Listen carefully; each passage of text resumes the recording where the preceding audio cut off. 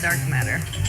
Okay, we don't know. That's great. That's why it's called dark. It's exactly. Everyone knows all reputable information comes from random people on the internet. Tell me things, internet. The Earth is flat. It's like school in your head. Okay, dark matter is something we do not know what it is. We believe that dark matter is...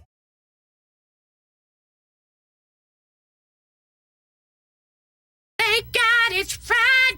It's Friday, my dudes. Happy Friday, my friend. Yeah, and happy Friday to you all. Don't ask me why that one faded out so quick, because, well, I hate to admit it why, but welcome to the Ironworks right here. It's Friday morning. It's, well, Thursday night, Friday morning. Hell, it could be Saturday for all I know where you are. Welcome, everybody, right here at freeworld.fm. It is Josh and Zack hanging out with you this morning. I do believe Walter's got better things to do. He's playing hooky. Now, he did give us a warning that he was doing something tonight, I thought. But it might have been all day. It might have been all day, and he just needed to not get up at 3 a.m. Yeah. Understandable. Mm-hmm. Understandable.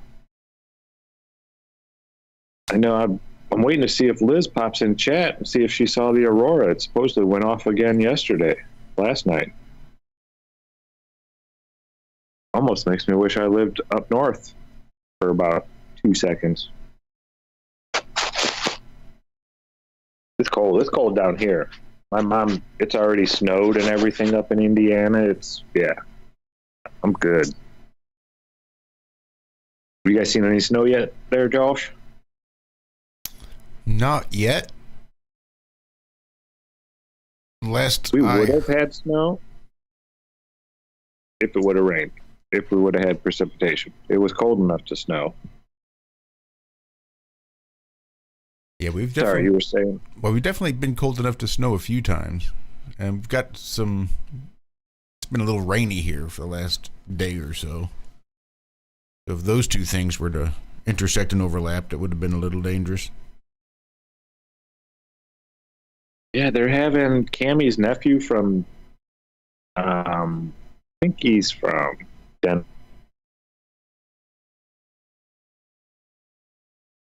Uh-oh, I think we lost you there.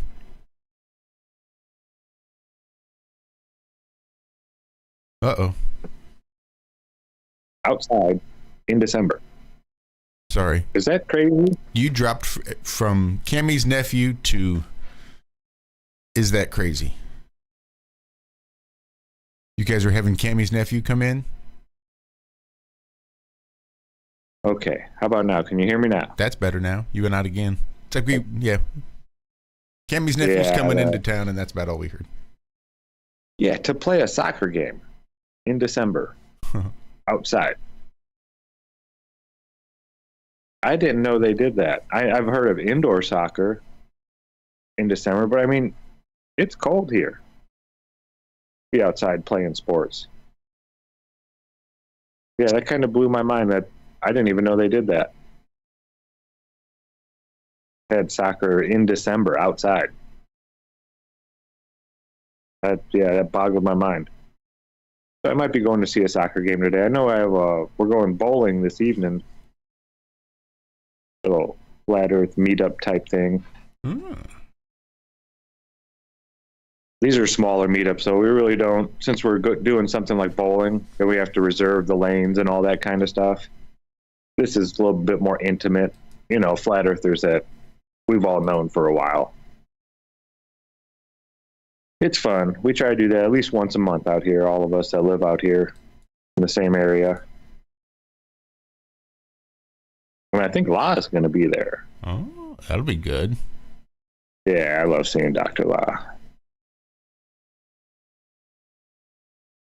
So it looks like war resumes in Gaza after truce expires.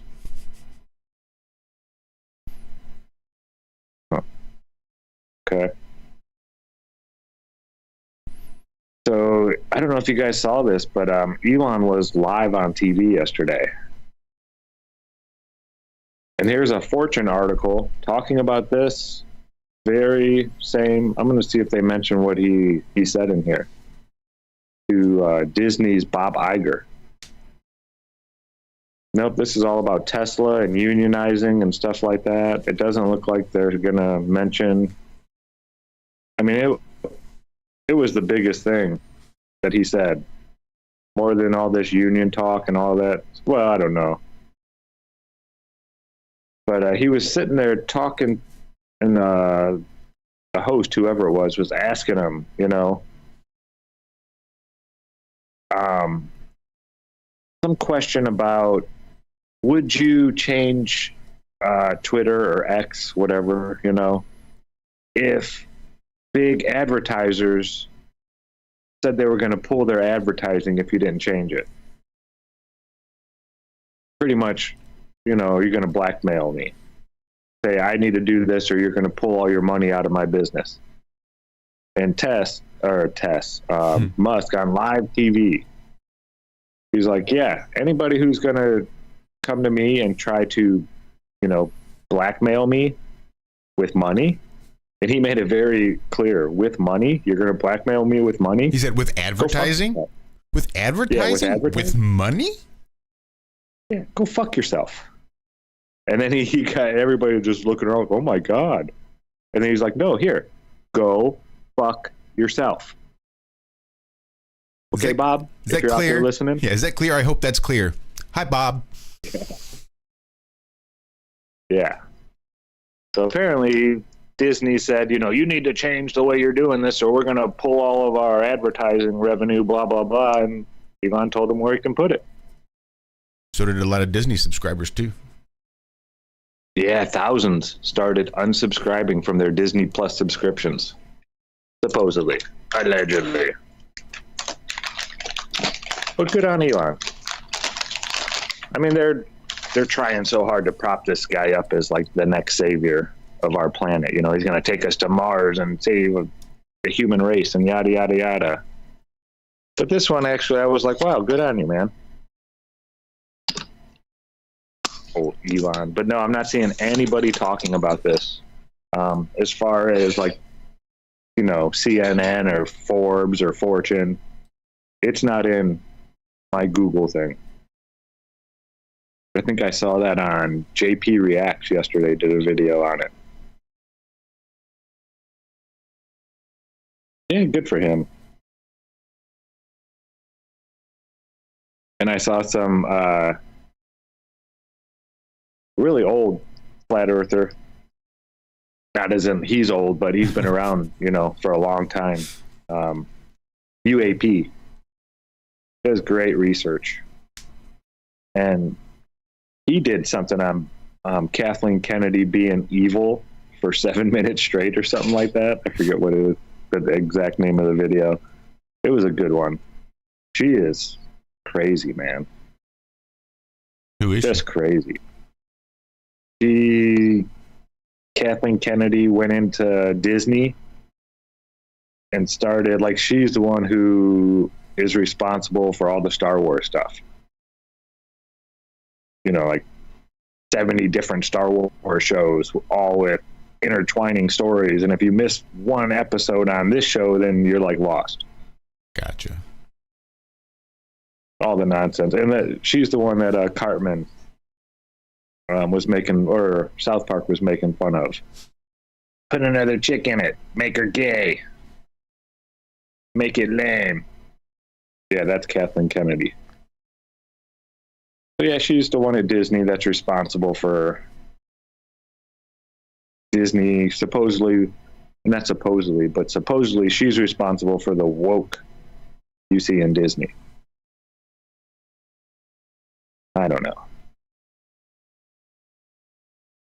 But she's the one that's, you know, got the crosshairs on her back for all this stuff. You know what's crazy? The people that really come up with all these ideas are probably sitting around in some room somewhere laughing. Look at there. Look at how they're ripping into her. We are the ones who did this. So here's one out of fizz.org. Forever contaminant road salts pose an icy dilemma. Do we protect drivers or our fresh waters? Well, obviously, there's only one we can protect. Yeah, it's not like you could not use road salt and put something else down that would work. I mean, dirt works great. Just saying. But I understand, I get it, because, well, no, actually, it's dumb to use salt up north where it freezes. Where it so doesn't much. get, right. It's always so cold that the salt doesn't really do a whole lot. Yeah, it turns the ice or the water, the ice to a liquid for a second. And then that liquid seeps down into all the cracks in the road. And then it freezes and expands and makes the cracks bigger. But yeah, keep using salt. No, I mean, the county I moved to, Forest County, at least the least populated county in Indiana. And we put dirt down. Just dirt. Plain old black dirt. And it blew my mind how well it worked. Yeah, the cars got a lot dirtier, but they didn't rust from that dirt. Cars got really dirty, but I mean, I carried around a bucket of dirt in the back of my truck after I saw how well dirt works on ice and snow. Like, if you're stuck in the snow and your tire's sitting there spinning, you can fill that in with just regular dirt and then pour some dirt on top of your tire and kind of rub it into all the little grooves. And you just roll right out of there like it's nothing. I couldn't believe it. Blew my mind. But yeah, they're saying road salts, commonly referred to as rock salt, is a mixture primarily composed of sodium chloride. Yeah. It is used to de-ice roads and highways during winter to enhance safety, blah, blah, blah, blah, blah. Environmental contaminant due to its chemical stability and the cyclic nature of its dispersal. Well, yeah, salt is not good for plants. No. No, they don't care for salt. I would say that's part of the control, Electrolyte. the control mechanisms that we are subject to in this country. I think there's a correlation to salting the fields as the Romans did when they would come and conquer and make it completely useless land for generations with the salt that they would put in the soil. Then along the time of the Civil War was when they started using different types of warfare, whereupon when they came and conquered a land, they would still maintain a lot of the public utilities and the things like that. Well, like you see what we're going on over there in the Middle East now. We'll just take a little time out and we'll resupply. And it's just this really strange juxtaposition of war and the following of societal norms and how those two intermingle. Oh, well, I guess we really should take a little time out so we can get medicine and we can get out the wounded and so we can exchange hostages. And then we'll go back to killing the fuck out of each other. Yay! I mean, it's just this really weird, I don't know. But rather than just going through and dropping an atomic bomb and just turning the entire place to glass, or salting all the fields and killing all the olive trees or what have you, as they try to maintain all that infrastructure for the use and the fruits of the fruits and the use. Forget how that goes.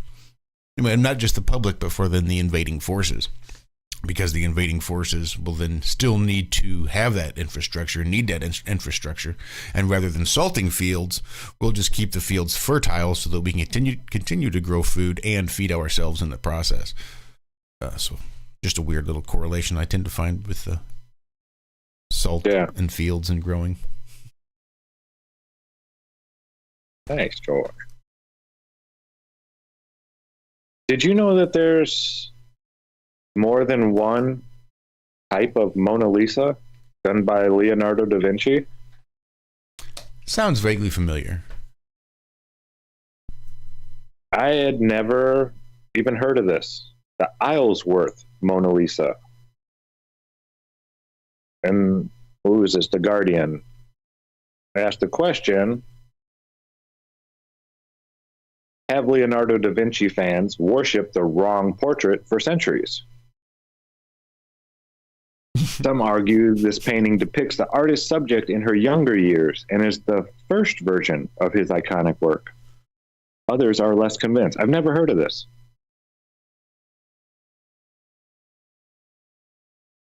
So they're saying his Salvator Mundi, that holy image, marketed as a rediscovered masterpiece by Da Vinci, sold for $450 million 6 years ago. Most expensive painting ever sold at an auction. In spite of its skepticism about its authorship, quality, and history. So they're not even sure that Leonardo da Vinci painted it 100%. And it still sold for $400. And now there is potentially an even more sellable Leonardo doing the rounds with similarly questionable claims. And it's going on public view in Turin.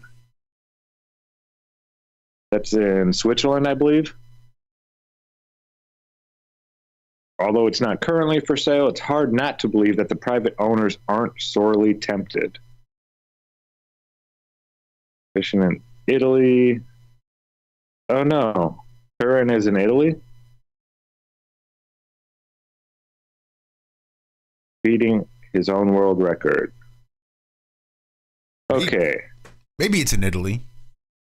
Maybe this whole story is fucking made up by AI these days. Who knows? Mm-hmm.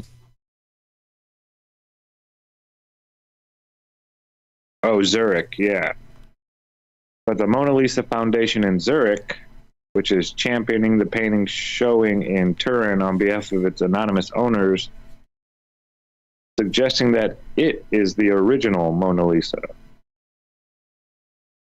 It argues that it's the first version of the famous painting depicting a younger Lisa than the one Leonardo worked on all his life and had with him at the Chateau d'Amboise, where he spent his last years, and which now attracts an unending selfie-snatching crowd in the Louvre. And blah, blah, blah, blah.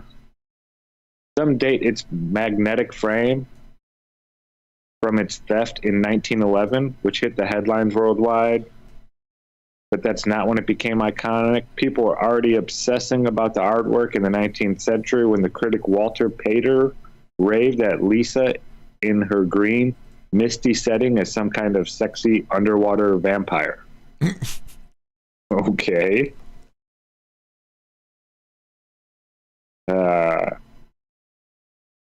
And the painting was renowned across Europe centuries before that, when the 16th century writer Giorgio Vasari enthused that the Mona Lisa seemed to have a pulse.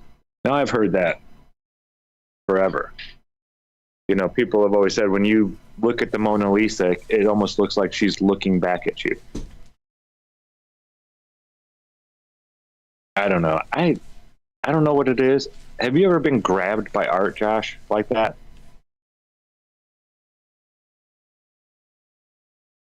Or something just, I don't know. Art, I mean, it is amazing. It's beautiful what people can do. But I've never seen like that piece of art that just made me stare at it for longer than I normally would have. I mean, it's been a while since I've been to like an art museum, but I've been to art museums, and I can't recall a single time something like maybe a double take, but little more than that. Yeah, nothing like where I've had to find a bench and sit down and spend the better part of a day just staring and trying to take in any particular piece of art.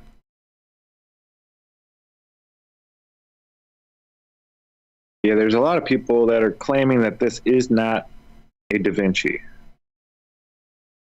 saying it seems inconceivable to me that the most subtle, observant, and relentlessly patient of artists would have produced such a lousy, lackadaisical image of a human face. Leonardo did great portraits of women before he even started the Mona Lisa, and in each one he created a haunting inner presence. The pale melancholy of Ginevra DiVinci, the self-possessed energy of Cecilia Gallerani, the so-called Isleworth Mona Lisa is, by contrast, completely lacking in personality. Her grin looks inane and fixed, unlike the true Mona Lisa's deeply studied smile, which reflects Leonardo's anatomical dissection of human facial muscles right down to the lips. I mean, if it was done much earlier in his career, though, maybe he hadn't perfected all that stuff. Right. Isn't it supposed to be a younger Lisa, the way I understand it? She looks much younger.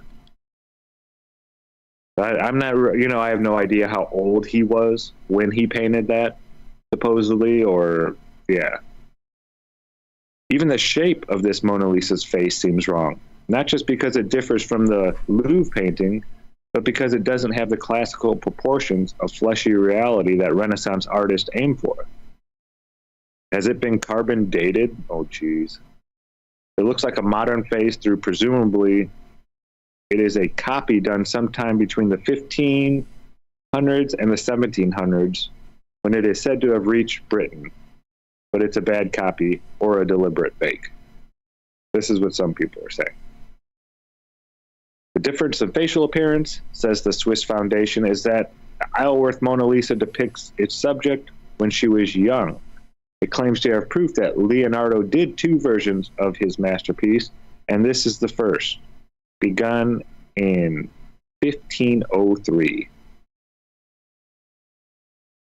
The history it is presenting to prove this is questionable.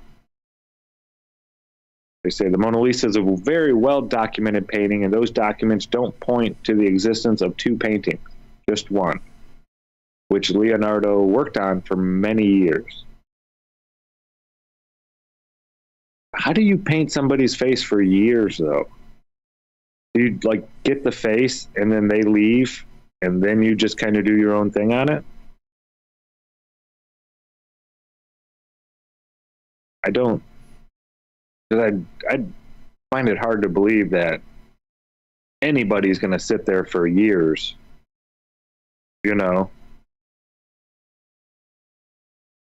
getting their picture taken. Does seem a bit hard to believe. So the painting's promoters also contend that a drawing of a woman between two pillars by Raphael is a copy of the Isleworth Mona Lisa. And it looks a lot like Mona Lisa. It looks like a drawing with pencil or something like that, coal maybe.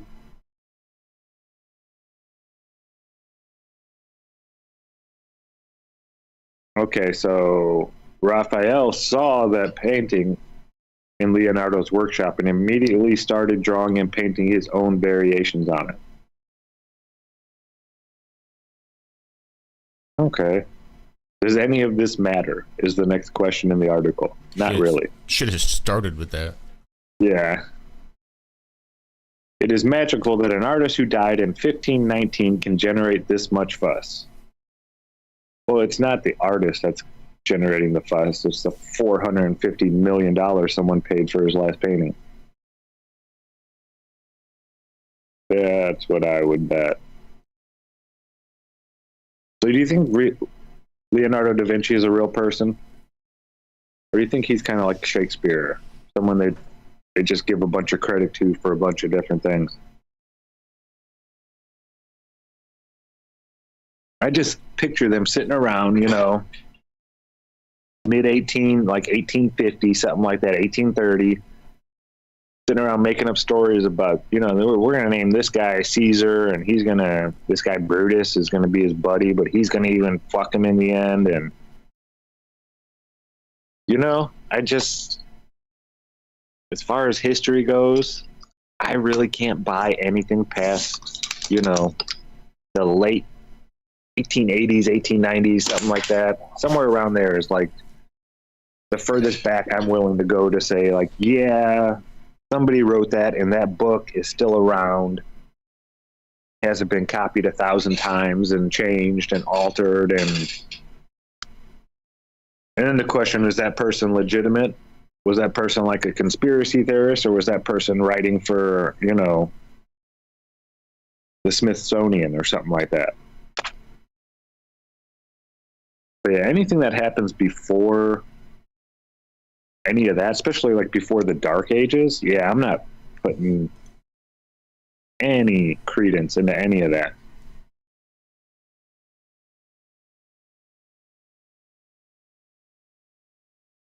Ancient Galula? What's Galula? That's a real good question. Galula. Archaeologists discovered traces of ancient Galula. Sounds like some kind of fruity kind of eating thing you'd get in a little cup with a little wooden spoon. Galula. Can I get 2 orders of some strawberry Galula, please? Yeah. This is from the GreekReporter.com.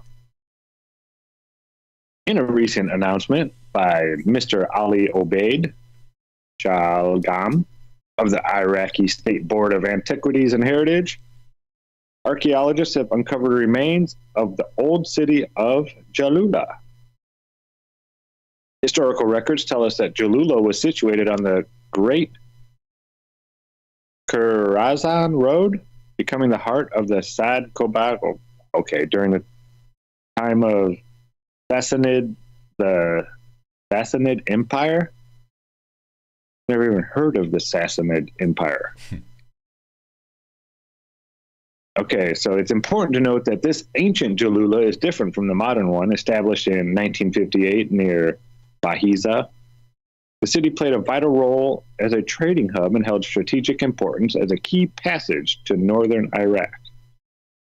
We don't get a whole lot of stuff about Iraq, Iran, and their history. Have you noticed that?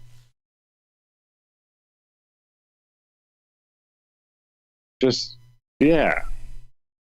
I mean, I've heard about my world history classes and stuff like that. You hear about, like, the Ottoman Empire and all these different empires, but they never really touched on the Middle East all that much. Do you think that has to do with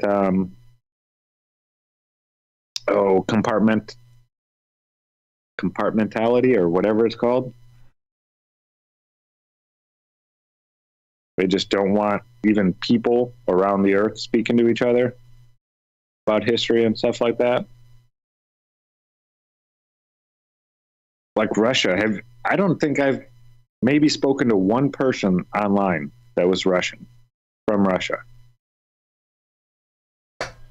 Now, I know we can get on the same message boards and stuff like that and all that kind of stuff. But yeah, I don't see too many Russian channels. They're not promoted to me or anything like that. Well, would you want them to? Like, if you started seeing thumbnails with a language you didn't understand, speaking a language you didn't understand, how long would you want that channel to be suggested for you? Yeah, I hear you. It's just amazing how they have us all split up. I suspect if you changed your language on YouTube, I think that's a setting somewhere, and changed it to Russian, you would probably get recommended Russian channels or Russian speaking channels at the very least. Yeah. There's a couple Russians that I work with. One of them's an older gentleman. And he did spend time once telling me a little bit what it was like. Just trying to get a telephone. Oh, he lived through the 80s then, huh? Yeah. Well, he's probably 75. Wow. So he was an adult and all that kind of good stuff during the 80s. Mm-hmm. Man, that had to be scary. I couldn't even imagine. Well, that's why they have such a strong work ethic. I hate to say it, but it's true. Because they come from a time and place where it was literally a strong work ethic or your life. Yeah. Like if you had found a spare washer on the floor or a screw and wanted to pocket it and take it home, he says they'll kill you. Death. Like you show up and you do exactly what the fuck you're told, or you die. And that's just how your parents do it. That's how you're raised. That's just the nature of it. It's such a hard thing to wrap my brain around, the mentality and the culture shock it would take to go from that to America. And even still, there's a lot of Eastern European people that I work with, and all of them really sort of have a very socialist mentality where, hey, as long as the government's willing to provide me and keep me comfortable, I'm perfectly okay with whatever the fuck it is. And that's just, something I can't seem to wrap my brain around. Yeah, it's hard until you actually live through it, Uh-huh. Can't imagine, I wouldn't do that. I'd tell them to stick it. And then you get put in that situation and, you either work harder or they kill you. That's a good motivator. It is a good motivator. But then you think about, why are all these Eastern Europeans here in America? Because of that. Yeah, to get away from that. Yup. Because while it sure sounds good, fine and dandy for a little while, ultimately, what it leads to is, death and destruction and war and famine and all kinds of crazy stuff. To the point that you just can't function as a human being anymore. You're just cannon fodder.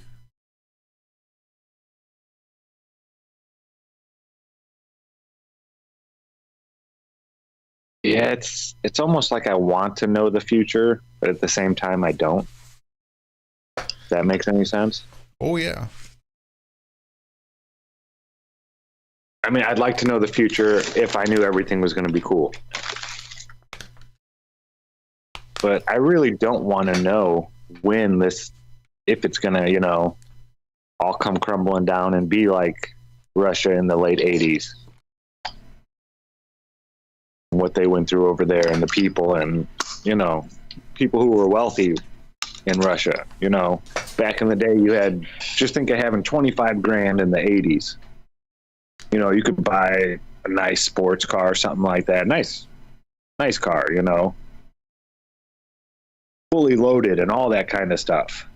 It wasn't like a Maserati or a Porsche. Those were like 40 grand back then. But you get like a Mustang, this and that, 25 grand. And go to bed and then wake up the next day and that you still have the 25 grand in the bank. Well, rubles, I think they were. You still have your 25,000 of the currency in the bank. It didn't go anywhere. But now a loaf of bread at the store costs more than 25 grand. Overnight. Your money went from being able to buy you a luxury sports car to not being able to afford a loaf of bread overnight. That is scary. Mm-hmm. I can't think of anybody that I know that is prepared for something like that. I mean, how do you prepare? I mean, be like Benjamin Balderson, self-reliant. That's about the only way you can do it, is be an Amish. They're going to be fine when all that shit hits the fan.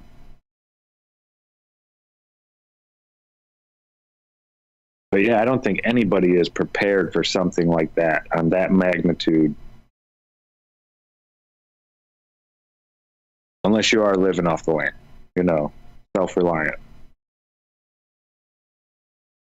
You know, there's still little old ladies that live in Chernobyl that have never moved.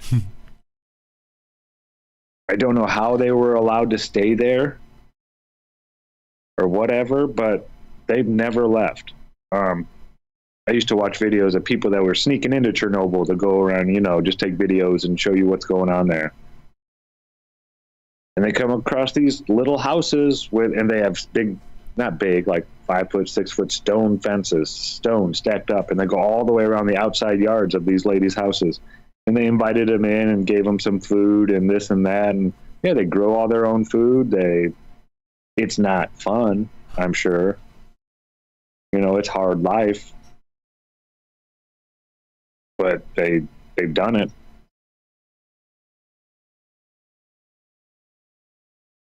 Yeah, I always wonder what really happened in Chernobyl and places like that. Why they still have it closed down. And I know there are certain areas of Chernobyl that are still radioactive. But for the most part, it's not. It's right by the facility and some of the groundwater and places like that. But you figure they'd try to do something to clean that up a little bit. It's been a long time now. It turns out there's not a whole lot of things you can do to actually clean it up. Like even the atomic bomb that was built in the United States and the processing of the uranium and the waste byproducts from the processing of the uranium that were radioactive were stored not far from where I grew up in Weldon Spring, Missouri, and making thousands of people sick. I mean, just the cancer rates are just off the chart. I mean, I don't know that there's a whole lot that you can really do with it other than spread it around. Yeah, I know they were burying stuff like that in salt mines for the longest time, but now they're running out of room.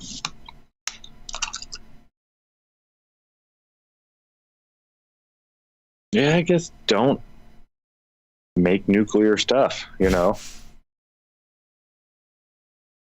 That'd be my suggestion. If there's a product that you create that just kills people and you don't want it to kill people, then you should probably stop making that product.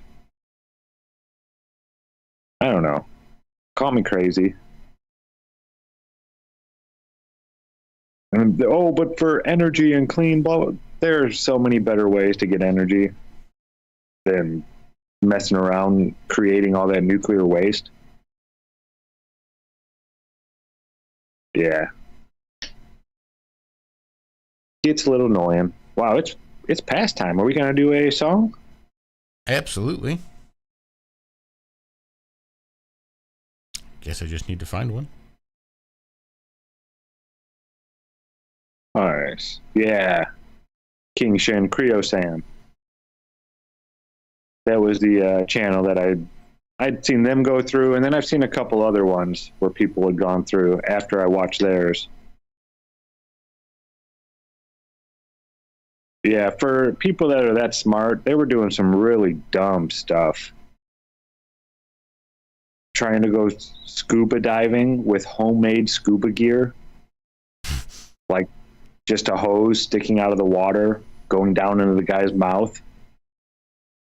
And then he had like a fish bowl for a helmet or something like that. It wasn't very well thought out. Walking through the water in Chernobyl, the reactor, the facility, like 2 or 3 levels are flooded in that thing. And of course, they didn't get very far. They got like one stairwell down a little bit, a few steps. But if you don't know this, folks, you can't take a long straw and just go down underwater and breathe with that straw. It doesn't work that way. Eventually, it's going to make it so you aren't going to be able to suck air through it. I forget why, the pressure or something like that. But using just one straw, it doesn't work.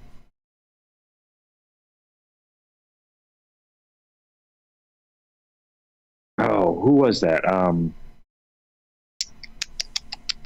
I forget the name of the channel now. Action Lab did a really good video on that. How you can only get air through a hose like that for so far, and then it just stops working.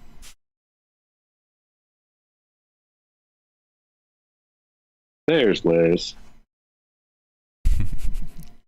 Did you see the Northern Lights, ma'am? They supposedly went off again.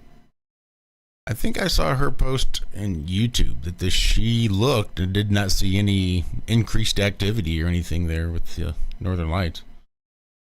I don't think she would have seen them. I don't know. She says, nope, not hair. Yeah.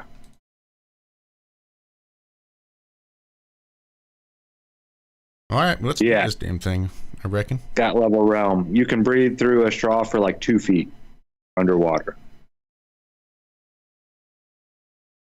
And that's about it. Kind of like snorkeling. If you were trying to take a snorkel and make it 30 feet long, it wouldn't work. All right, Josh. Take her away. What do we got? I got my phone being wonky is what I got. Oh well. Wonk. F it, we'll make it work. Nothing for us. But we're going to take a little break right here on freeworld.fm. This is the Ironworks. We'll be back after this. Stick around. Here's a little bit of Sloth's Revenge by the Dirty Heads. Everything that I said I am, keep my shit tight, man. Motherfucking Hoover Dam. And I ain't cracking anytime soon. My mindset is fine tuned. This world will be mine soon. Showdown in high noon, sharp as a harpoon. Crash like a monsoon, style like a costume. I'm constantly awesome. Voice fresh as spring, yo, my beats about to blossom. Caution, get out the pit when I'm moshing. My friends are a high, yeah, I'm nice and I got them that way. We pose on parade, my pose for the weed, man. Higher than a pterodactyl, you can call me caveman. California raisin, hear me through the grapevine. Dirty BB days to give a man up in just fine. I be up in Vegas while your bitches just a state line. I ain't never stopping till I finally feel like I mine. We're never gonna lay down, we ain't going nowhere. You can come and give a try. Our bond is on blood and thicker than water, like Goonies never say die. Oh, cause Goonies never say oh, cause Goonies never say die.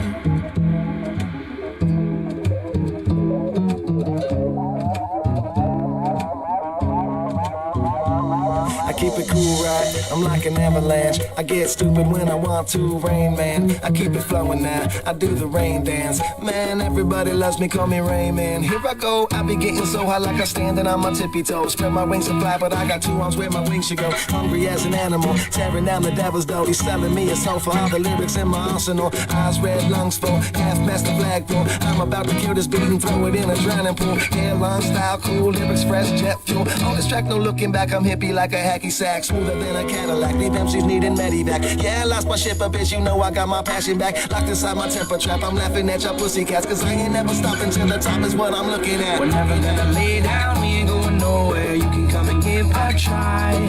Our bond is on blood and thicker than water, like Goonies never say die. Oh,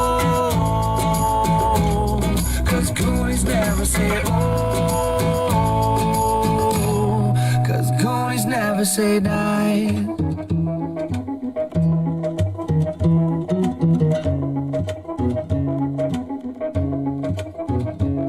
Okay, listen up, kiddos, I'm a shark, you're a minnow. Balls on your chin, call your bitch Jay Leno. Don't go swimming, cause your shit sounds menstrual. And we ain't here to play Dr. Dre South Central. Spit barbiturates to make you rub your tits and shit. Have your body moving, shaking hips with throwing fits. Willie sitting high, just as high the time as 9. Now I'm flowing my DeLorean, Marty McFly. Yeah, anybody home, 2 spliffs to the dome. It's a headshot, dreadnought, noobs get boned. Yeah, I fucking said it, it was so last year. I got a pack full of gear and a trunk full of beer. We're never gonna lay down, we ain't going nowhere. You can come and give a try. Our bond is our blood and thicker than water, like Goonies never say die.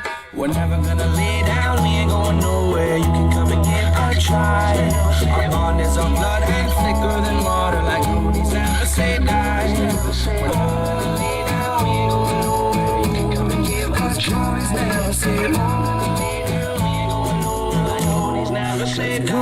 never say die.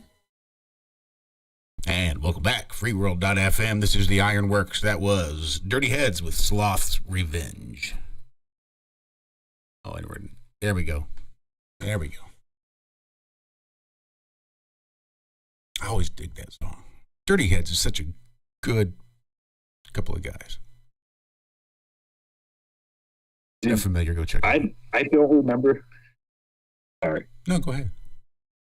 I don't remember this from the Goonies movie, but when Sloth rips off that jacket that he's wearing, his shirt says, "I shaved my balls for this?" ? How did I not remember that as a child? I'm just looking at a GIF that I put into the chat, and it's got Sloth just ripping that off. And I thought it was a Superman shirt, wasn't it? And someone had to edit this. On his chest has a shirt that says, "I shaved my balls for this?" And I don't recall that in Goonies. I remember it being a Superman shirt, you know? Please tell me I'm not crazy, people in chat. You're remembering the same thing. Am I crazy, Josh, or do you remember Goonies? I do. I remember it being a Superman shirt as well.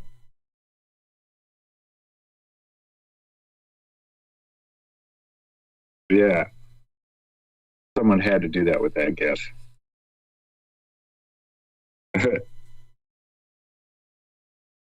Oh, that's crazy. It's weird without Walter here. It is a little strange without Walter here. Walter. Hopefully he had fun. I think he was going out last night, maybe? I don't know. Shirts Owl, like the bird, shirtsowl.com. $19.99, you can get a nice black shirt, huge white letters that says, "I shaved my balls for this."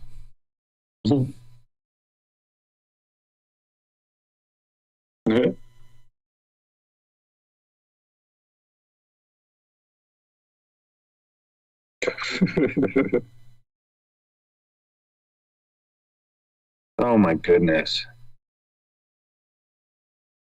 So a study finds more stable clocks could measure quantum phenomena, including the presence of dark matter. Goodness. I mean, the clocks aren't really all that bad. I think we have to set them, like, refix them a second, like every 6 to 7 years, something like that. They get off by a second.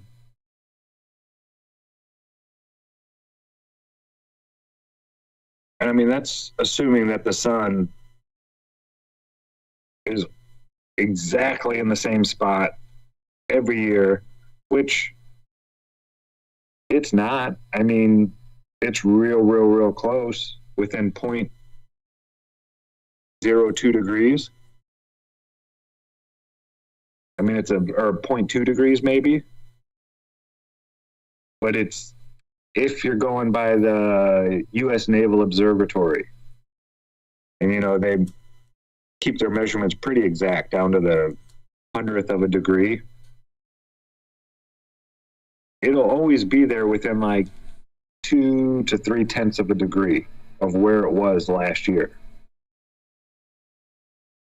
Now, I'm not 100% certain, but the research that I was doing, I don't think, like, because I jumped ahead all the way up to like 2040, it went back to 1970, just looking at the same day of the same year and seeing where the sun was on that day over all those different years. And I can't recall, there might have been like a, what would that be called? Like an algorithm. You know, like how we have the Soros cycle and the eclipses reset every 18 years, right around there. I'm wondering if the sun has a cycle of, to the precise precise exactness of where it is. Because it was never like this year, it's exactly right here. You know, we'll just say on December 25th, it's 27.1 degrees altitude. That's the highest it gets. That's solar noon from 41 degrees north latitude. Well, the next year it might be 27.2 degrees. And then the year after that, 27 degrees even, or something like that. So it's always real close, but I don't recall ever seeing them being the exact same place in the sky. So maybe there is like a cycle with the sun. I don't know. It's crazy. I was just Dixie's been studying real hard for an exam that she's got today. But for background noise, she was watching Young Sheldon. And in Young Sheldon, which was like a spin-off prequel from The Big Bang Theory. And it was when Isaac Asimov had died. And as a tribute, since no one really knew who the hell Isaac Asimov was, except for the few nerds, they were going to do a little Isaac Asimov book club. And they started with a short story called Nightfall. And it's about this planet that's got like 6 suns, and it's always in constant daylight. But once every 2,000 years, it goes into nightfall. And it gets night once every 2,000 years. And when it does, everybody on the planet goes crazy. Oh, that's interesting. Right? So it's this slow descent into madness with the fall of night for this planet that only happens once every 2,000 years. Man, that would be crazy. Uh-huh. I was watching a show, and it had Mythic Quest. Have you ever heard of that one? I don't think so. Charlie Day and Rob McElhenney, the guys who do It's Always Sunny in Philadelphia. Well, Mac is in this one. Charlie Day, I think, is just one of the producers. And he started like World of Warcraft, we'll just call it. An MMORPG or whatever those things are called. And it's like the biggest one on Earth, and it's all about like working in a gaming place that makes video games. The programmers and all the people that work there, and yet it's pretty funny. Now I forget where I was going with that. I started thinking about Mythic Quest. Damn it.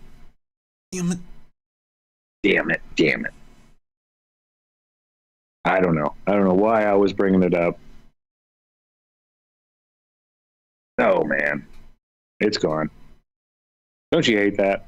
I do. When you remember something and then you start thinking about that thing, really bringing up memories and focusing on it instead of finishing your thought. It's early. It is early. And Walter's not here. Yeah.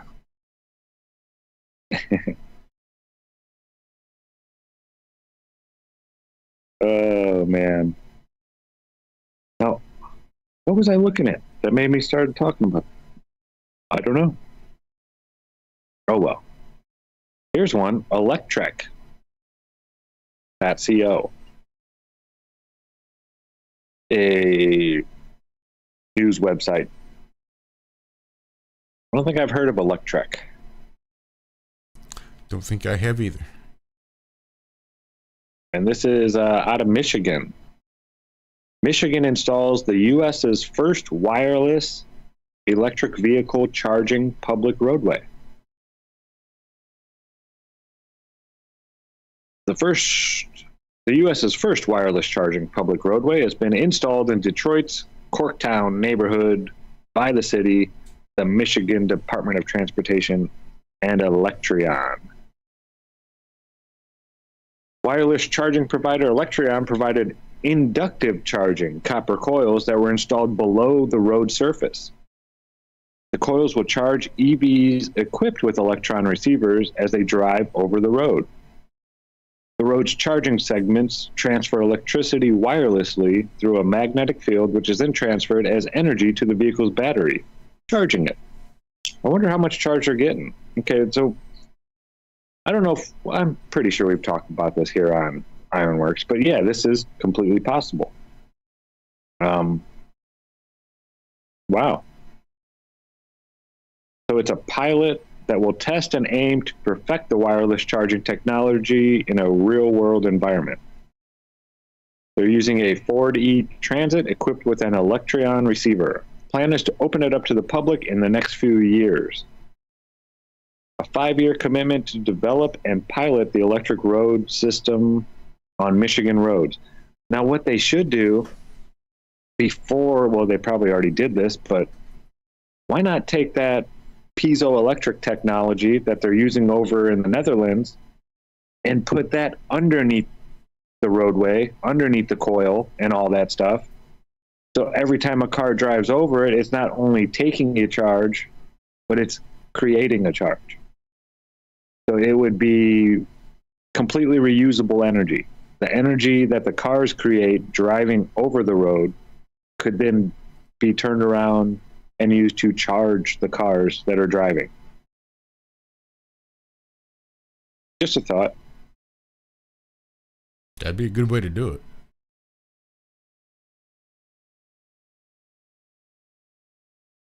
So, further tested and developed beginning in early 2024. Electron has also installed 2 static inductive charging stations in the front of Michigan Central Station, which will be able to charge electronic-equipped vehicles while parked. Yeah, but it just takes so long.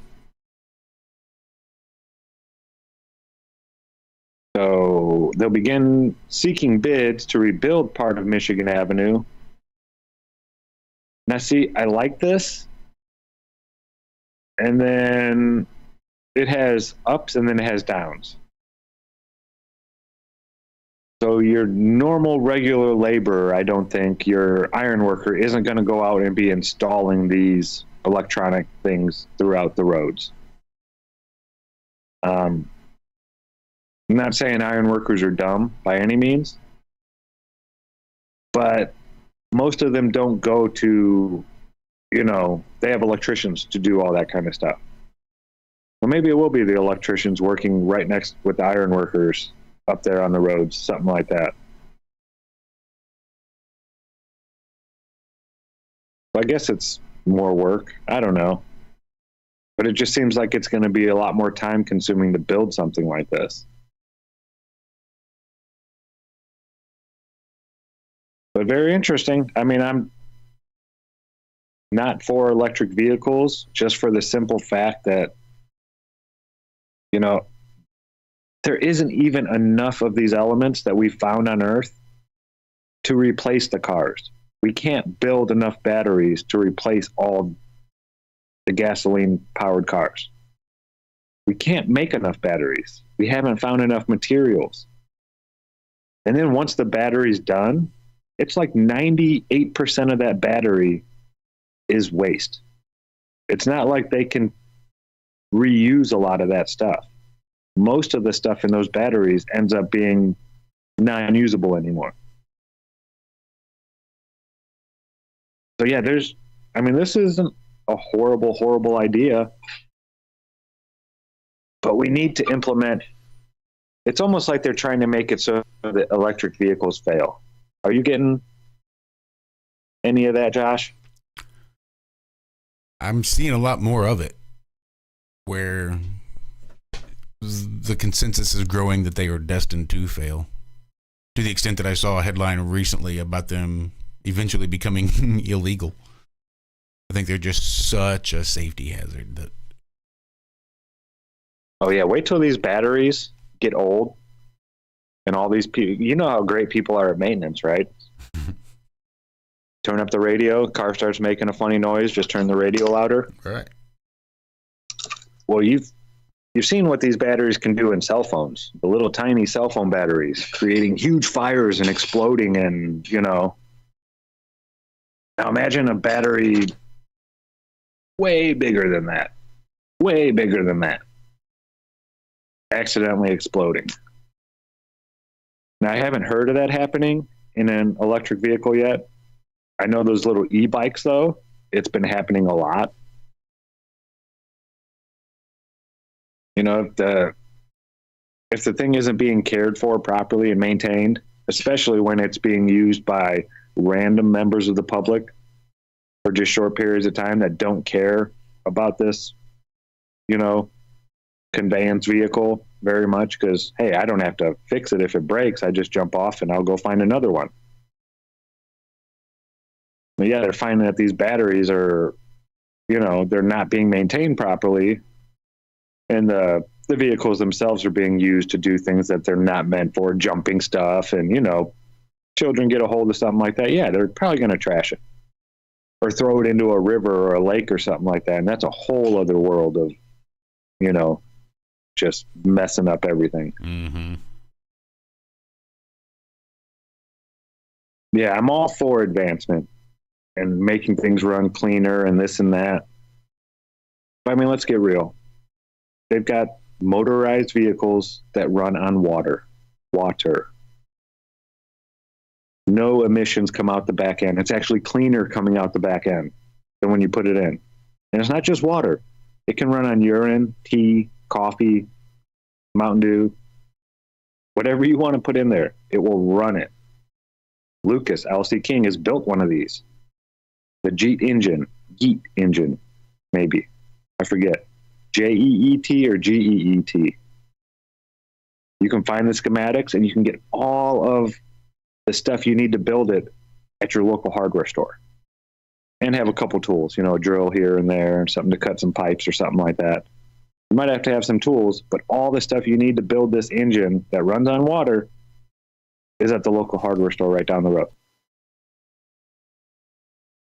So it is possible to create things that, you know, but then what kind of charges would you have for people? They make a lot of money off gasoline, and, you know, they kind of keep you in certain areas. If it costs, you know, $500 to travel this far, and you don't have the $500 to travel that far, you're not going that far. You're going to stay within your little bubble as far as the gas allows you to go and the money you have to buy more gas to go further. But if everything ran off water, you could just jump out, go up to a creek, dip your jug down in there, go pour it into your tank, and take off and start driving again. They don't want that. So yeah, in my opinion, the world could already be, with the technology we have right now, so much better. You know, cleaner energy, safer energy, all that kind of stuff. We have the technology right now. But once you build that technology and put it out there, there's no more return on that. It's not like people have to keep, you know, buying your go-go juice. This liquid that is needed for this to run, you would no longer have a monopoly on that. And then what are they going to do with gasoline? I mean, gasoline is pretty much a byproduct for them, for the oil companies. Every penny that they sell to you gasoline is profit for an oil company. Every single penny. They make enough money off the selling the other byproducts of just processing the oil. Plastic is one of them. And then it's this white powder. They call it coke. It's not from the coca plant. But they use it to stick around big giant furnaces and things like that to keep it insulated. They make enough money selling just that alone to pay off all their bills and turn a profit. Gasoline, plastic, all this other stuff is nothing but profit for them. Crazy.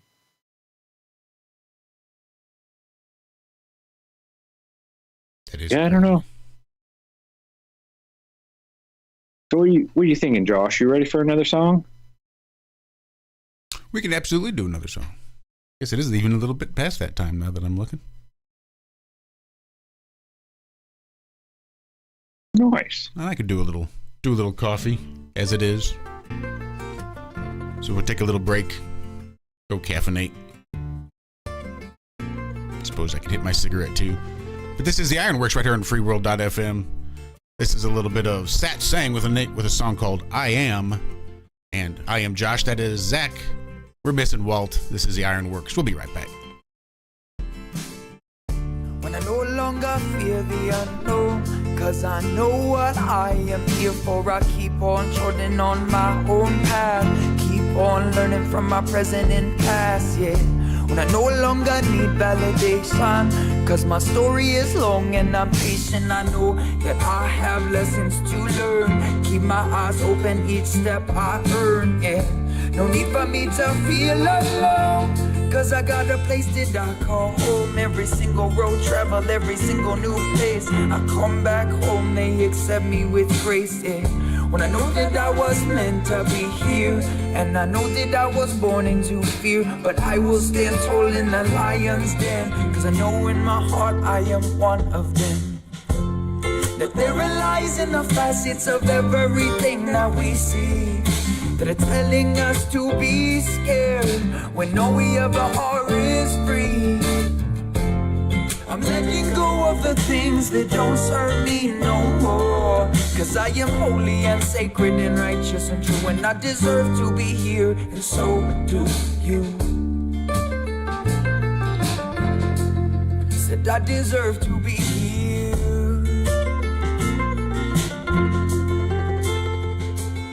But I'm in a constant transition, constantly changing vision. Story never certain, there is always a revision to be made. When I think about the demons I have slayed, I am not afraid of confrontation in vain. To the people that seek evil, not as peaceful as I look. With a warrior at heart, so precaution must be took.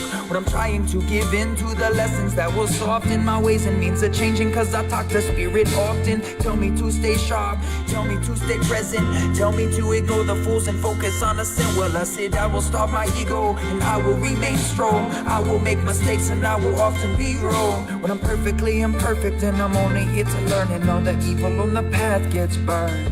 I said I'm perfectly imperfect and I'm only here to learn, and all the evil on the path gets burned. But there are lies in the facets of everything that we see, that are telling us to be scared when all we ever are is free. I'm letting go of the things that don't serve me no more, cause I am holy and sacred and righteous and true, and I deserve to be here, and so do you.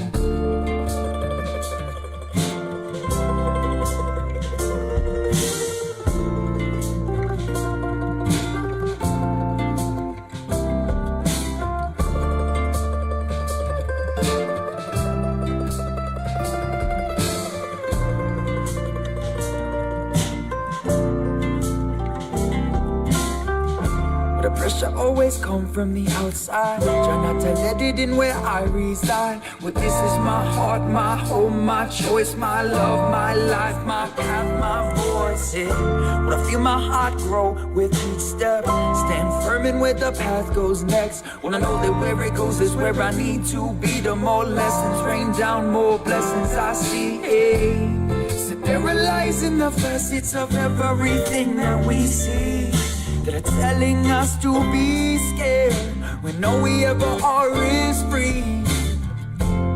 I'm letting go of the things that don't serve me no more, cause I am holy and sacred and righteous and true, and I deserve to be here, and so do you.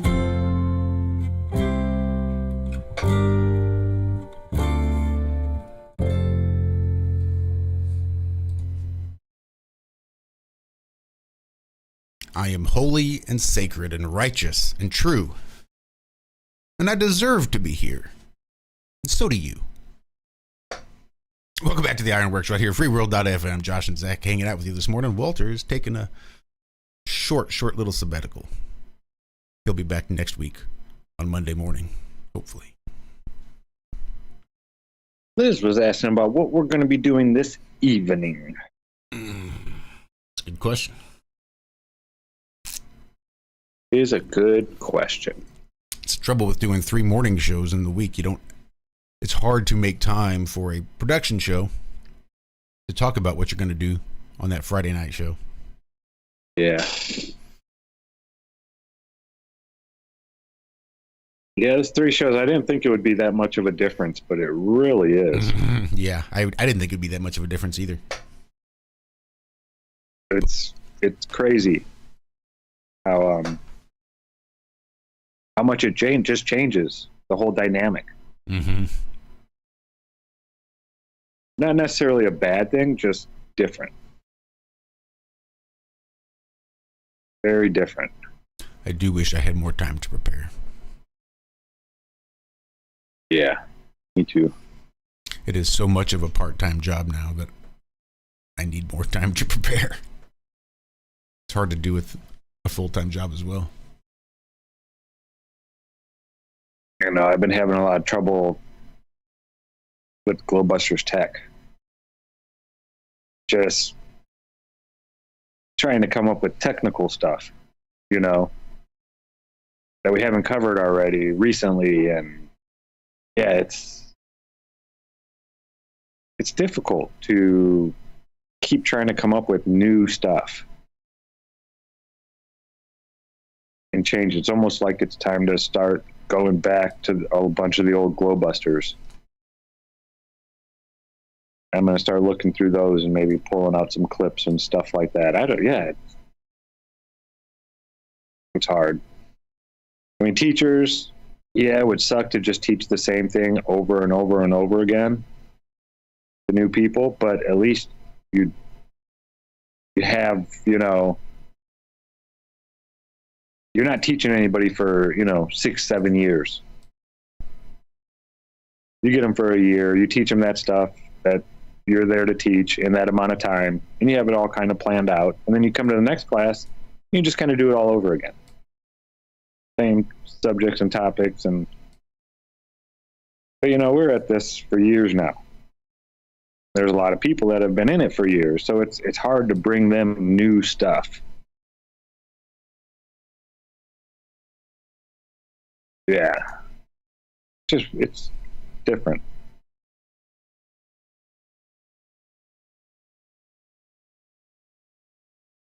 Wow.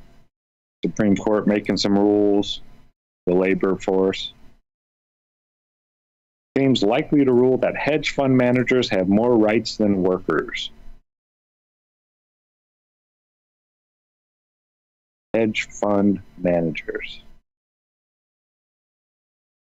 I'm not even sure what they do. What a hedge fund manager would be considered.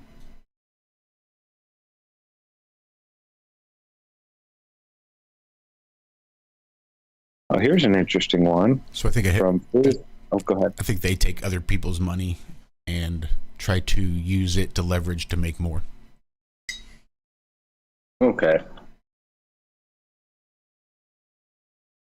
But yeah, I could see how they would have more control than an employee. I mean, an employee doesn't really worry too much about the company's bottom line. Yeah, they want the company to be there so they can collect a paycheck. But if that company goes, under, they go find another company and get a job. I'm sure the hedge fund manager has to take a little bit more responsibility than that. But like I said, I don't really know. I'm not sure. But I mean, we've talked about that before. Yes, the owner of a company, I believe, they're taking a lot bigger risk than the employees. So should it be okay that they make this much more money than the employees? Well, yes, in my opinion. They took the chance. They have their livelihood on the line. It's not like if this company fails, it's just like going and finding another job for them. No, this is their business. This is their business. This isn't someone else's business they're working for. This is their business. So when that money goes away, that's their money that's going away, not some company's money that you just work for. That's your money that's being lost. So yeah, the owners of companies, they're the ones taking the risk, of creating a product and then hoping people buy it and finding workers to help, make the products and this and that. And there's a lot more to it than just showing up and running a machine or filling out some paperwork or making sure that the books are straight and this and that. I wouldn't want the job. Like plant manager, not even owner, but just plant manager. I wouldn't want that job anywhere, any type of factory. Unless there was maybe like 4 or 5 people working there, then it'd be different, When you get up to like 100 plus people working there, no, I don't want to be in charge of that. I didn't like trying to there was 2 women on my crew that hated each other. And, it's not like you got to build everything where everybody else was working around those 2. You can't show favoritism and this and that. Every once in a while, they have to work near each other. And how do you get 2 women to hate each other, work together, and feel confident that the product they're putting out is good? It's all those little things like that I hated. Being in charge of other people. Yeah, if they were computers and they just did what they were told and this and that and didn't have emotions and feelings and didn't have to interact with other humans, it'd be simple. But when you put people together, it's, you're going to get conflicting personalities and things like that. Yeah, I didn't like being in charge. I liked being in charge of all the machines, making sure they ran right. Stuff like that. Job, I wasn't standing in one spot. The job changed all day long. But yeah, as far as managing people, yeah, people suck. You ever had to manage people, Josh? Yeah. But, well, in the kitchen? Yeah, and that's a pretty loose term. I didn't really manage people. I managed teenagers. Big difference. Well, I feel even worse for you then. Now, when you were doing it, were they as bad as some of these teenagers we're seeing today? Did you ever have one tell you that you're just going to have to deal when I show up because I identify as someone who has trouble with clocks? No, but that does sound like more like something I would have used than anything. Well, I came to the conclusion that I just don't necessarily like managing people. Like, I don't know that I'm necessarily opposed to being a leader, but only through example. Like, don't necessarily expect me to give orders, right, round people up and try to get them motivated and delegate the responsibility and do the things that managers and supervisors need to do. I'm more the lone wolf type guy. Not that I don't play well with others. I just don't like to.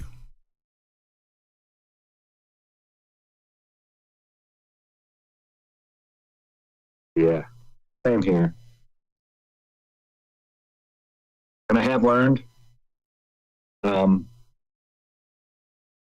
as a manager, when people argue with each other, it's not so much that you have to take action or do anything or sit them down in a room and have them talk it out or anything like that. I've learned that half the time you just have to listen to them bitch and kind of agree with them. Even if they're wrong. Yeah, I know, this and that, yada, yada, yada. You can't make somebody like somebody else. You just can't. And sometimes people just need to vent and bitch. And that's one thing that a good manager, they learn, is that most of the time action doesn't need to be taken. Most of the time there doesn't need to be any disciplinary anything, or people don't need to be separated or this or that, or you don't have to treat them like children. Let them bitch and get it out. And then 10 minutes later you go back and, change the subject, and it goes away. It does. But yeah, the whole idea of managing a large group of people, I don't know. Some people can do it really well. I was good when I got up to about, 10, 12 people. Once I started, doing like 25, 30 people a couple times, that's too much. That's too much going on. That's why our supervisors had to have a lead person, and then that lead person had their assistant. I always had an assistant. He was a lazy ass that didn't do shit. But yeah, they gave us assistants because there was just so much to do, and so much for the supervisor to do. Yeah, no, not my cup of tea.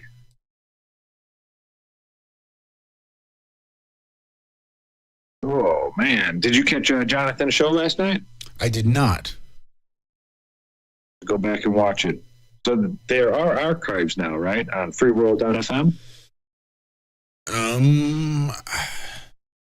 Not 100%. I didn't want to say there was. Not last I checked. I did reach out to Billy Ray. Yesterday, day before, maybe. Because Wednesday I had gone through. I wanted to make sure that Austin and Chris's show was going to do what I wanted it to do, as in record and back up and get the right thumbnail and all that good stuff go out. And when I went to go log in to do it, I realized that I no longer had permissions. Someone had removed my permissions off the radio.co website.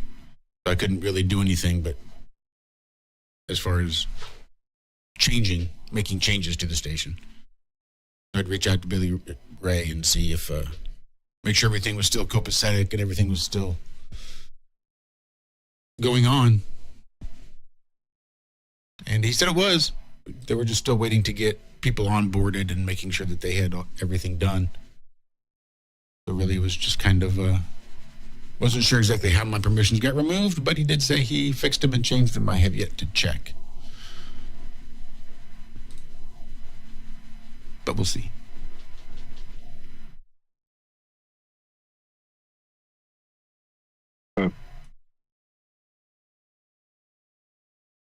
So I haven't really been paying attention to the whole politics thing here in the U.S. Is there anything new going on? Good question. I hear Trump is up in the polls now, and Democrats are starting to freak out. And I mean, it's so much like a movie and a story.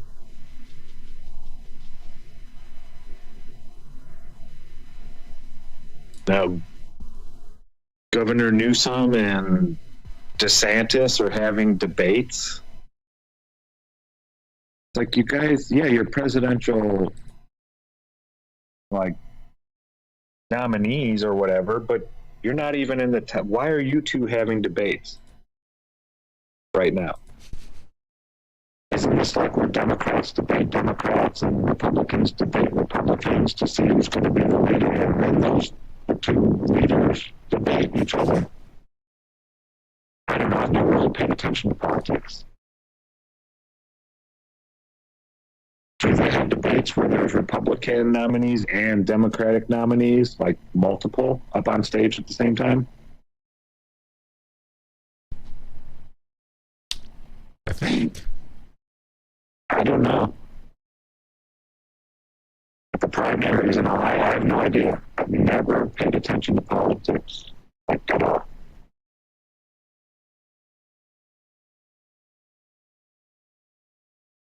Oh, and I've got some real sad news. I shouldn't say that. I'm being a dick. Henry Kissinger passed away Wednesday night. Yeah, it's a real shame. The Yankees remember him as a lifelong friend.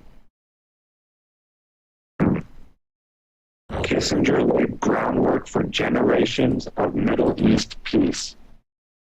Yeah, you're doing a great job there, pal. Great job in the Middle East. We've been at war with the Middle East for over 30 years now.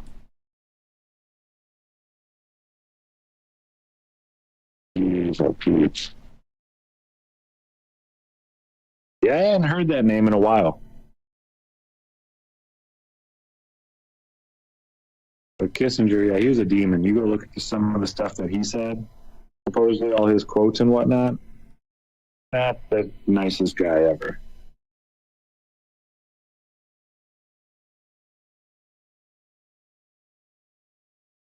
Oh, man, they are really rewriting history now. When I was younger, it didn't seem like history was changing all that much. Now, maybe that was just me and my perception of it. But it seemed like when I was younger, history was more set in stone. But now it's like archaeologists discover hidden clues about who really built Europe's Bronze Age megaforts. It's like they're changing history. All the history they had, like the Romans did this, and they went here, and they built this and this and this along the way, and yada yada. Now it's kind of like all changing. Well, now we're finding that this group of people actually did this hundreds or thousands of years before they got here, and this and that, and yada yada yada yada. Has it always been like that? I don't know. Seems like it.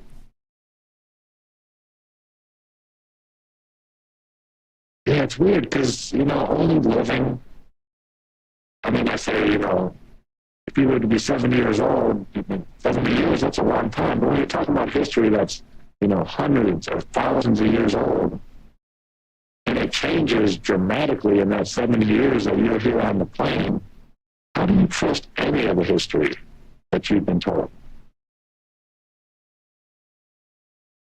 Because it seems like it is constantly changing.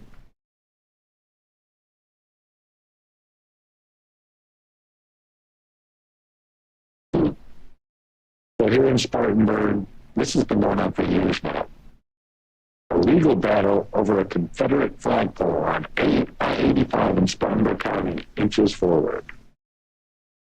More than a year since a massive Confederate battle flag was raised on a flagpole over Interstate 85 in Spartanburg County, the legal battle between the county and the property owner inches forward.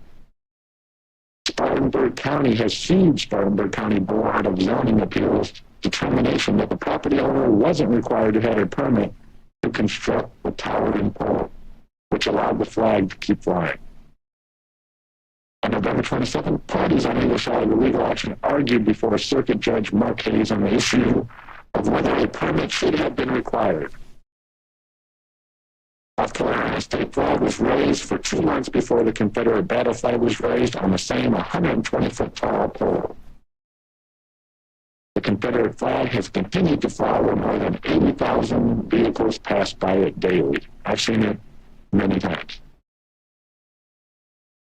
Blah, blah, blah, blah. Department Planning and Development Department issued October 21st, 2022, a notice of violation citing a 1999 zoning law banning flagpoles that have no accompanying uses, such as a home or a business. Banning that have no accompanying uses, so you can't have a flagpole at a home or business? What? What? I've never heard of that. I don't know how that phaser got turned on, sorry. They told me to switch your mic out, Zach, but it was really just my shit going on. I definitely had it turned off, making changes, but somehow it got turned back on. I don't know. It's just weird. We're off now, and we'll just wait till. So they're trying to say that the Confederate flag was not the issue, but that the flagpole structure should have required a permit to build. I don't care what they have flying up there. That is not what this day is all about. Bullshit. You can sit there and say that all you want, pal. I'm saying shenanigans. This is not a 6-foot pole you put in your driveway. You have got to get a permit for something like this. The only permit issued by the county was one for electrical work at the site on T-Berry Road. A permit from the Federal Aviation Administration was secured to clear the height of the flagpole. Fundraisers were held to help build the flagpole. The local Sons of Confederate Veterans chapter asked the county on 3 separate occasions if building permits were required to construct a flagpole and was told no permit was required. Well, Attorney Joshua Hawkins, he's the guy representing the local Sons. Okay, said the county's zoning ordinance does not classify flagpoles as a structure. It did not require a permit to be constructed. The county's unified land management ordinance clearly finds that the flagpole does not constitute a structure. Blah, blah, blah, blah. The Sons of Confederate Veterans desired to exercise its right to free speech by placing a large flagpole upon the property that would be visible, according to the complainant. So yeah, that lawyer can say all he wants about it. It has nothing to do with what's being flown. I'm saying shenanigans. Yeah, I'm not buying that. But he's complaining that they didn't get a permit when they were told they didn't need one. So what would happen in that case? Say they did need a permit, but when you go to talk to the zoning committee, you're told by some uneducated public employee that you don't need one, so you go ahead and build it. What happens after that? It's a court battle. They're going to come at you with fines and charges and demands to have it removed and taken down and put back to the way it was prior. And you're not going to want to do that and invest all the costs that's going to require to get that done, since you've already invested the cost to get it up. So then you'll have to invest in an attorney. Pull it down, get a permit, and put it back up? I mean, once the structure's up, a permit is kind of null and void then, isn't it? You can't get a permit for something after it's built? Lauren Chat's talking about getting a variance, and I suppose there are ways around that and different filings you could do to probably try to get it in regardless. I don't know.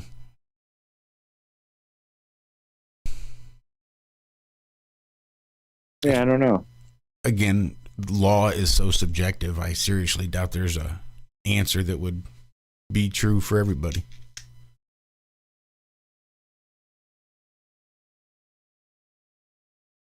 Yeah. I like Brian's response in chat. Tell them to go fuck themselves and then leave it up. Mm-hmm. All right. Well, we're at 6:34. Would you like to do one more there, Josh? I suppose we could. I've got one more picked out. This is a really good one. I don't think I've played it before. So I played Wookie Foot. I think what I played was Don't Shit on Me. This one's got some really interesting lyrics, and it's worth a listen.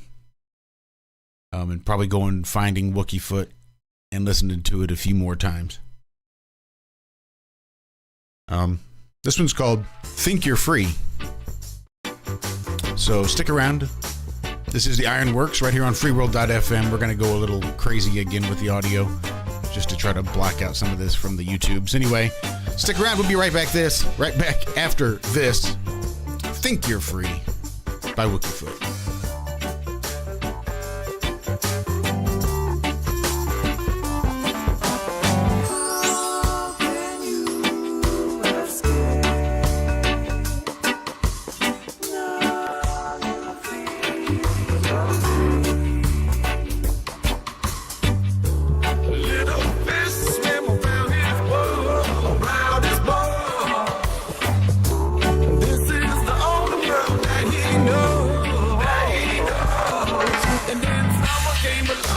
was flushed and down the toilet. Somehow he ended up in the sea. And you thought, damn man, isn't it grand? You're always a part of a bigger plan. Whenever I think it's two, there's always three. Cause if you think you're free, if you think you're free, then you can't escape. You can't escape. And if you think you're free, if you think you're free, then you can't escape.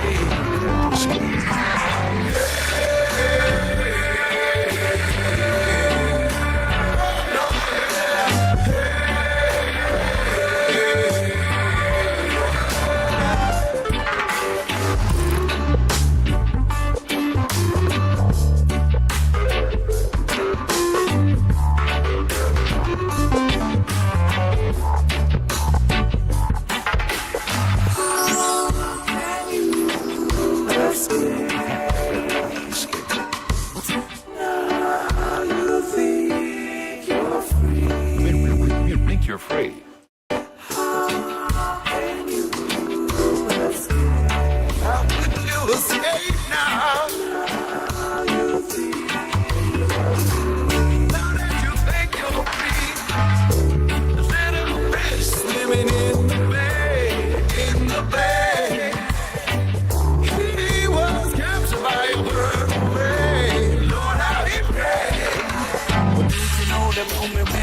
He would die. He overcame his fear and here he opened up his eyes. He saw the sky and trees and mountains and the animals and plants. He had advantage of the planet which the other fishes can't. He could have bird laws and drip got down to the sea.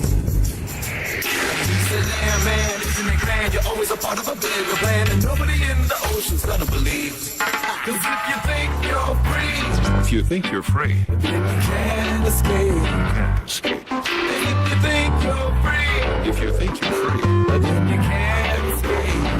You can't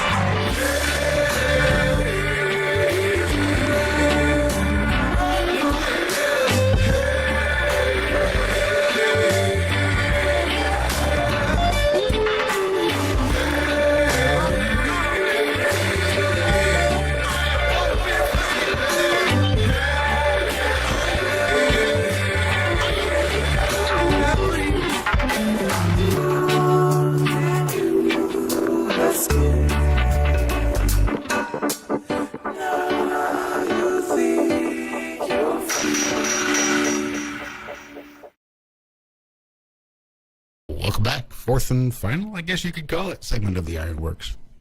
Second half of, technically the second half. Second half of the second half. For all intents and I purposes. like that song. That is a good song. Something about reggae music. I just enjoy it. Yeah, it's hard to go wrong with reggae music. It do seem. Yeah, the singing has to be really abrupt and for me to turn off a reggae song. I think it was probably my ceramics teacher in high school. When he would come back from lunch, because we had him right after lunch, whenever he would come back all pie-eyed, he'd play Bob Marley for us. Usually it was like Mozart or Bach or Beethoven, something like that. But yeah, when I took ceramics 3-4, advanced ceramics, my senior year, and I had him right after lunch, it was quite a bit. He'd come back pie-eyed, at least a couple times a week. It was funny because he'd always have a big grin on his face. Like, he knew we just got done. We knew he just got done. Yeah. Yeah, he was a cool teacher. We're playing Bob Marley for us. And we had a buddy in class who loved Bob Marley. He'd always be wearing Bob Marley shirts. I think that's one of the reasons he started playing it for us. Because when I had him in 1-2, I never heard him play Bob Marley. But I had him early on in the day. It was before lunch and all that kind of stuff. So he didn't have a second to go step out and partake.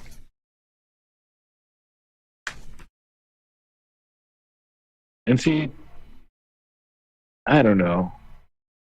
A ceramics teacher, I guess. I guess I don't have a problem with that. He was better than the drunk teachers that I had. the functioning alcoholics. I just saw a video of a teacher showing up for school, this, that, was talking completely normal, sounded normal and everything. She drove to school. She blew like a .24. And the cop was like, yeah, I think she's a functioning alcoholic.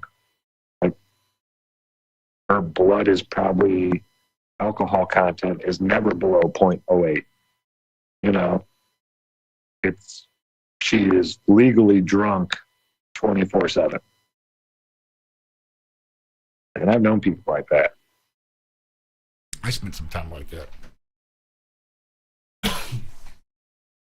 Yeah, I had my benders. I always had to sleep, though. I had uncles that they'd go on benders. I mean, they'd seen war and stuff like that, though, too. So a little different, the demons that are keeping them up. But yeah, they'd go on like 2-3 day whiskey benders. Or so like, you know, 3 sons, you see them, and they never slept in between it. They're just sitting out in their lawn chair in the shed with like empty whiskey bottles all around them, just, yeah, drinking to stay awake almost. Yeah. That's not something I don't think you can do for very long, though. I think that'll catch up with your body pretty quick. Yeah.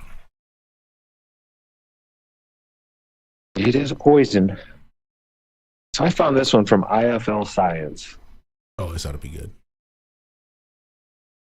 Yeah, living fossil. So among 15 species found at newly discovered vents in the Galapagos. For the first time, 15 species have been spotted in the region. So, are they saying 15 new species or just 15 species that are found at these new vents? Okay, yeah, they got me on that one. Among 15 species found at newly discovered vents. So I don't think it's 15 new species all found at the same time. I thought it was like they found these vents down in the ocean and there's 15 new species of animals we've never seen before. I thought it had to be with fossils that were alive. Yeah, things that we thought were gone, like the, was it the coelacanth? I mean, okay, sure, you could have things that you thought were extinct that you've now found more of. But didn't the headline read something about a living fossil? Living fossil. Yeah, it's a mollusk. A mollusk they thought to previously be extinct was found still living here. I'm sorry, but us saying that anything in the ocean is extinct is extremely hubris. Like, you need to at least look at maybe half of it to pretend like you know what's in the other half of it, you know? And we've done like 5% of the ocean floor we've discovered or whatever and seen the life there. 5%, just 5. And that's out of 100. That's not 5 out of 10. That's 5 out of 100. And they're going to tell us that, well, this thing is extinct. It used to live on Earth, and it can't be anywhere in the 95% of the other ocean that's out there. So, no, this mollusk was probably never extinct. We may have thought it was extinct because it was living in one spot, and we probably polluted it so bad that it couldn't live there anymore. And we never found any anywhere else, but it doesn't mean that they're not out there.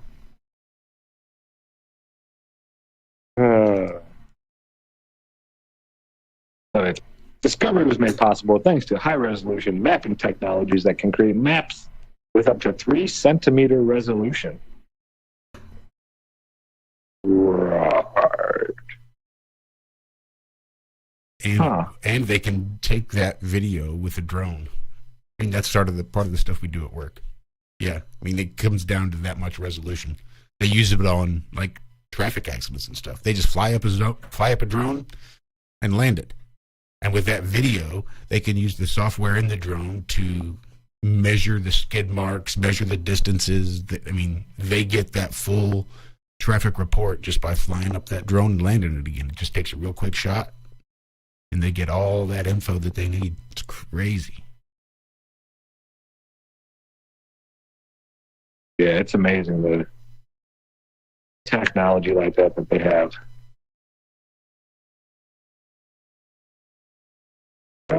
So they found some. Recently turned up another surprise in the Galapagos Marine Reserve in the form of 2 coral reefs. Okay, you would think we just found these, right? They're right near the islands, whatever. They might be a little small.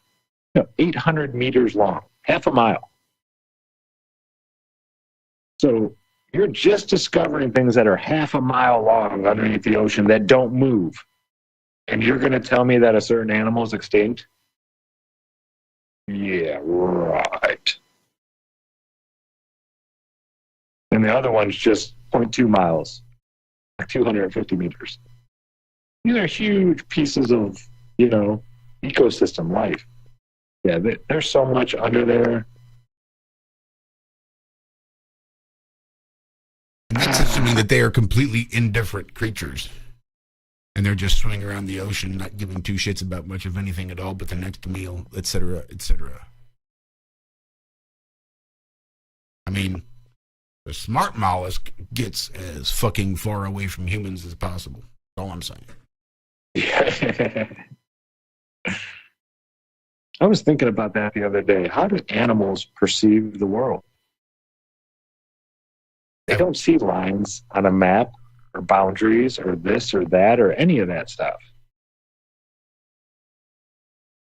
I'm sure they have their own boundaries. Mm-hmm. Done by scent, usually. Yeah, exactly. It's not a line on a map. It's a droppings on a tree or a bush or something like that. Yeah, it's not some imaginary line that you need to be told about. It's a very specific physical smell that you know you ought not be there. Yeah. And it's amazing how they've kind of programmed us, the animal out of us, not to rely on our senses so much.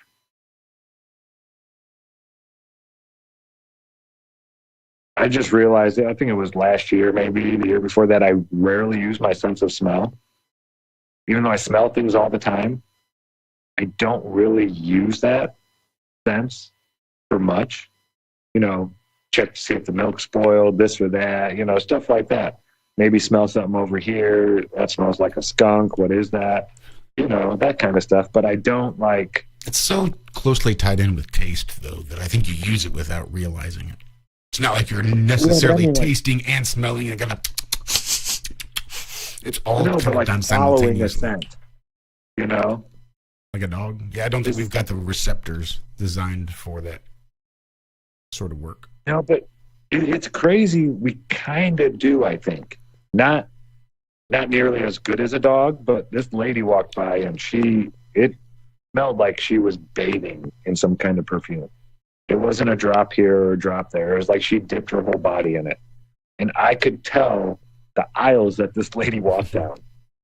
It was crazy how easily I could follow her scent when it was that big and powerful and was putting off that much. It just made me realize that, wow, dogs can do that, but with a much smaller sample size. And separate like 20 different ones all at the same time. Yeah. It's amazing, dude. But I never really, and I was doing it. I was walking through the store and I was like, oh, I bet she turned. Nope, I don't think she went this way. And I'd go back and then walk down this aisle and then boom, it hit me again. I was like, holy shit. I can use my nose sometimes to track things.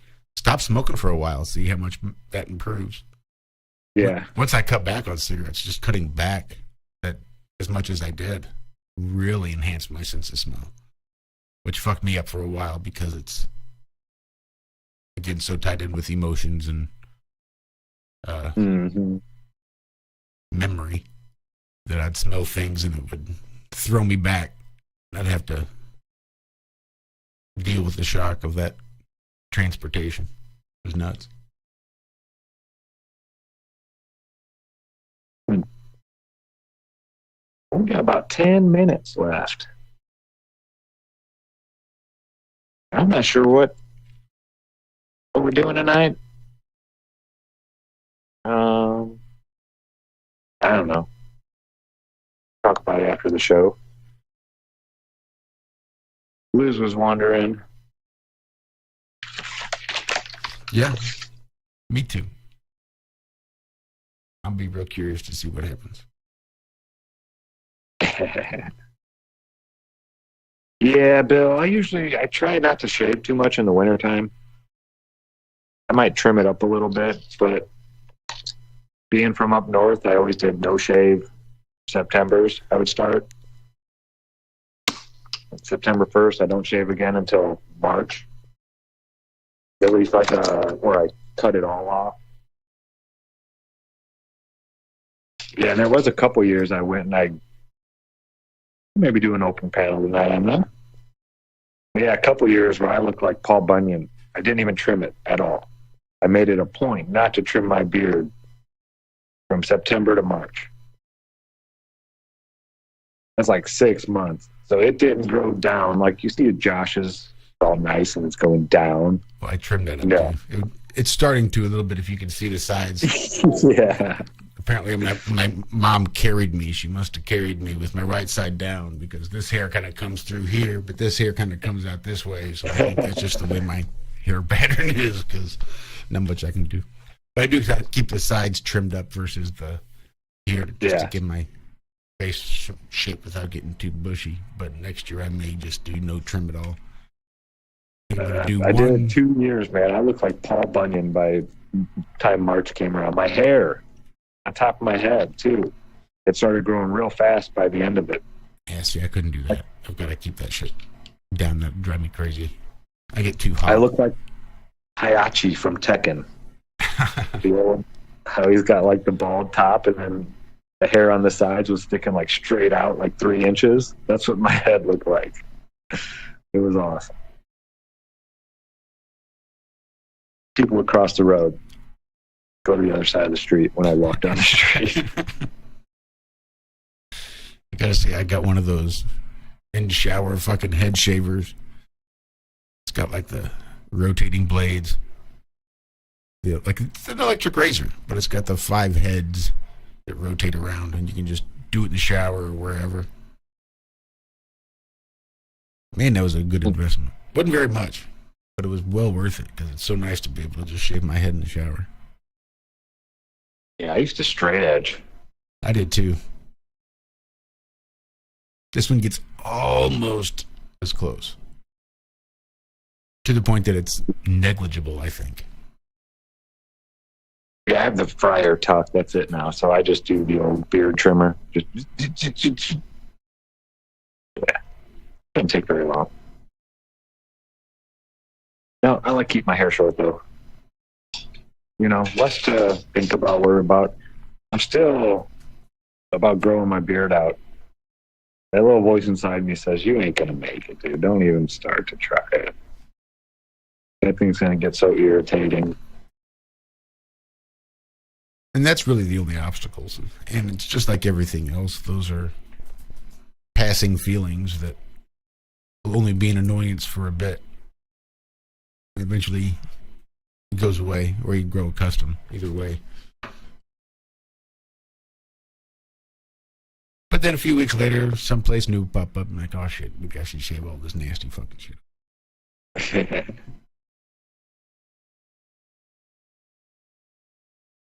The beards. Yeah, I'm still debating. I remember I used. No, go ahead. I was gonna say I'm still debating whether I get it at least trimmed up a little bit before winter really sets in. I've never been anywhere to have my beard trimmed up, so that'd be a new experience for me. Pretty cool. Yeah, I've never had anybody else cut my facial hair. Never been shaved at like a barber shop or anything like that.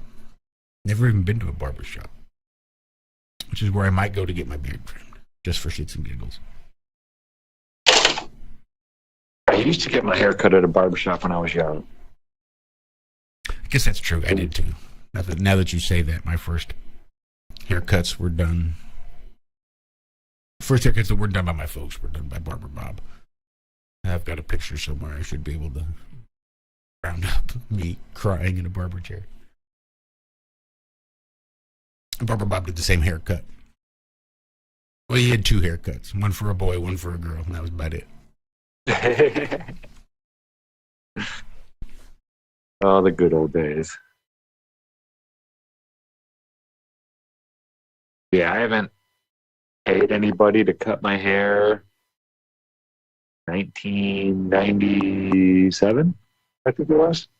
Last time I paid for a haircut. Nice. I was probably like 04. Something like that. My son was born in 01, so maybe 05. Yeah, that was right after I got out of high school. It was the last time I had my hair cut and paid for it. And I started buzzing it. Bzz, bzz, bzz. I'm not paying someone to buzz my head. Right.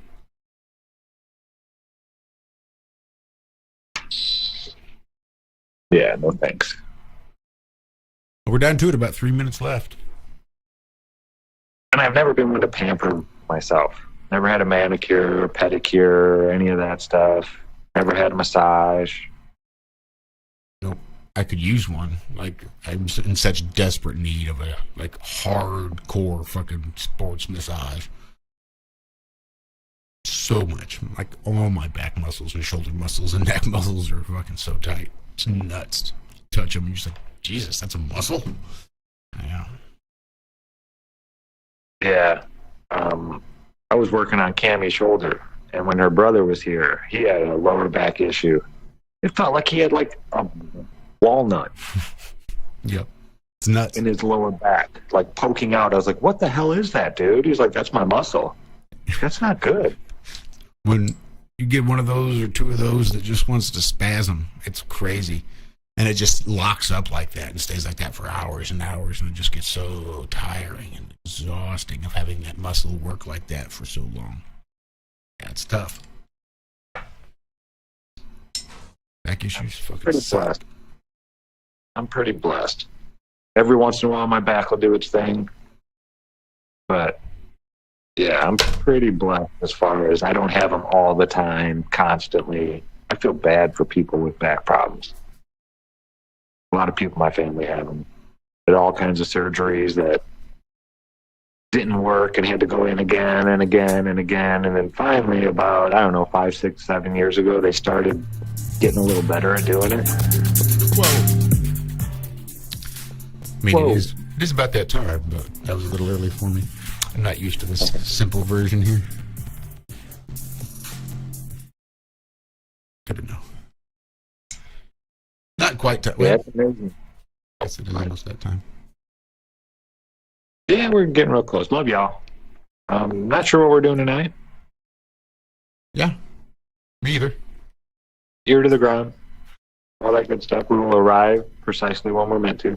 And do look for a link. There's a good chance it will be an open panel of sorts. So I'll probably pin a link somewhere to the top of the chat. There'll be a look at it. Now we can play it. Nice. Hey, dude. Sounds good. Here we come. There we go. And now we're going to get the hell out of here. Thank you guys for hanging out with us this morning. We love you, Walter. We miss you. Enjoy your time today and tonight, and we will talk to you next week. As for the rest of you, we'll see you back here for Have No Sphere tonight. Kicking off around 5:30 Central-ish. Anyway, guys, be good. Be well. We love you. We will see you next week for more of the Ironworks right here on freeworld.fm.